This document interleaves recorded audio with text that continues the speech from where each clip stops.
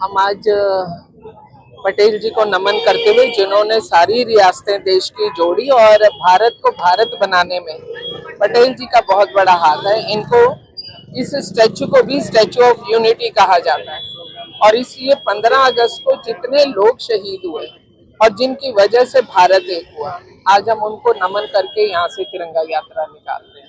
कितने स्कूलों के बच्चे जो है इसमें शामिल हुए? इसमें क्योंकि हमने हर विभाग को साथ लिया है और इसके साथ साथ जनता तो हमेशा साथ रहती है, तो हमने प्रयास किया है कि हमारे बच्चे आए और हम बटकल झील पर आज लगभग 1800 पेड़ हम लगाएंगे और हम चाहते हैं कि हर बच्चे के हाथ से एक पेड़ तो लगना चाहिए। और दूसरी जो विशेष बात है, बटकल झील का दोनों चीजें हैं कि हम विभाजन विभीषिका के रूप में उन तमाम शहीदों की स्मृति में, उनकी याद में ये पेड़ लगा रहे हैं और वहीं दूसरी तरफ इन्हीं पेड़ों के माध्यम से बटकल झील का भी सौंदर्यीकरण बढ़ेगा। तिरंगा मुहिम के तहत मोदी जी के नेतृत्व में जो है जो तिरंगे को और मान सम्मान मिल रहा है, क्या कहना चाहेंगे? जिस तरह से आह्वान भी किया जा रहा है हर घर तिरंगा लगाना चाहिए। मैं समझती हूँ कि जैसे दिल की धड़कन जब धड़कती है तो वो किसी से पूछती नहीं है, हम गिनती नहीं गिनते। अभी हम बात कर रहे हैं, तिरंगा हमारी दिल की धड़कन है और ऐसे ही धड़कता रहे, ऐसे ही लहराता रहे। इस नाते से हर घर तिरंगा, हर व्यक्ति के हाथ में तिरंगा। 2 दिन पहले दीपेंद्र सिंह हुड्डा बड़खल विधानसभा क्षेत्र में पहुंचे थे, तो उन्होंने कहा था कि सबसे ज्यादा तो वोटों से इस बार कांग्रेस बड़खल विधानसभा क्षेत्र में हरियाणा में आई। उन्होंने कहा कि बड़खल विधानसभा क्षेत्र में सबसे ज्यादा वोट कांग्रेस से जीतेगी हरियाणा में। मैं तो एक बात जानती हूँ, मैं कोई भविष्य देखने वाली भविष्य वक्ता नहीं हूँ।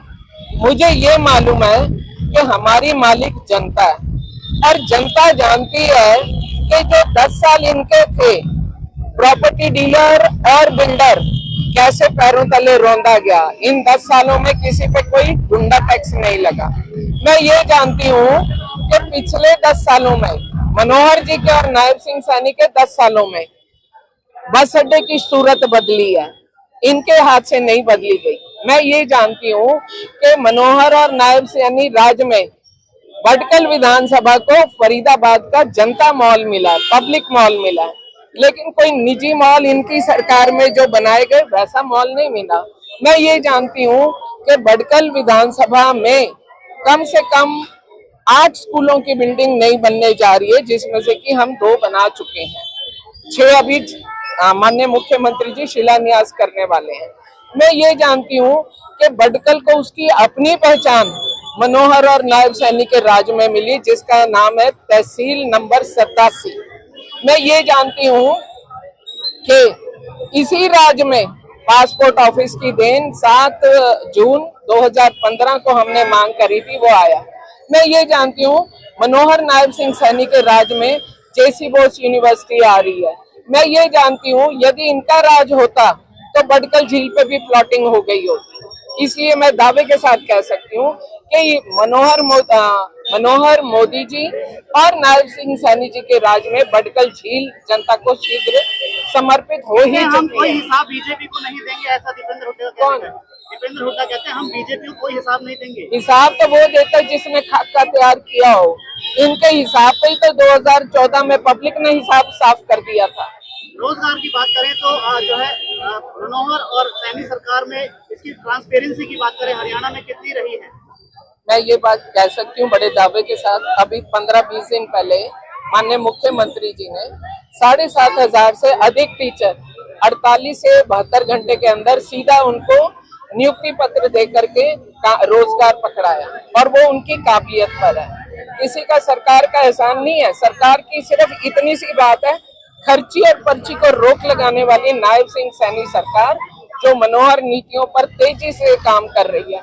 ये वही सरकार है जिसने अभी माननीय मुख्यमंत्री नायब सिंह सैनी जी ने 1,20,000 कर्मचारी को पक्का किया है। इन्होंने क्या काम किया था? 4 लाख नकली बच्चे, 4 लाख नकली बच्चों का वजीफा, 4 लाख नकली बच्चों का मिड डे मील, 4 लाख नकली बच्चों की किताबें, 4 लाख नकली बच्चों के लिए नकली टीचर रिश्तेदार के रूप में भर्ती किए। आज हम गर्व से कहते हैं नायब सिंह सैनी सरकार के अंदर जनप्रतिनिधियों का कोई रिश्तेदार नौकरी में भर्ती नहीं हुआ है। जितने लोग भर्ती हुए हैं वो जनता के हैं और अपनी काबिलियत पर हुए हैं।